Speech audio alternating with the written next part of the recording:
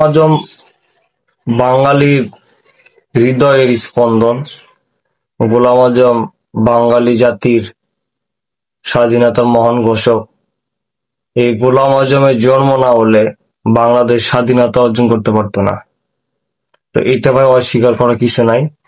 এবং বাংলাদেশ স্বাধীনতা অর্জনের পরে এই গোলাম আজমই এই পশ্চিমা থেকে বাংলাদেশের যে একটা সুনাম, পশ্চিমারা বাংলাদেশকে আহ স্বাধীনতা স্বাধীন দেশ হিসেবে ঘোষণা দেওয়া এবং হচ্ছে আপনার মধ্যপ্রাচ্য গিয়ে বাংলাদেশকে একটি স্বাধীন সার্বভৌমত্ব রাষ্ট্র হিসেবে ঘোষণা দেওয়ার যে দায়িত্বটুকু, এটা কিন্তু গোলাম আজমই পালন করছে। তো গোলাম আজম রে বাঙালি শুধু মহাবীর না, তিনি বাঙালি জাতির মহামানব ছিলেন এই গোলাম আজম। তো এটা নিয়ে সমালোচনার কিছু নাই। এই মহামানবের প্রতিটা রক্তে শিরায় কণিকাই ছিল বাংলাদেশ প্রেমী। এটা ভুলে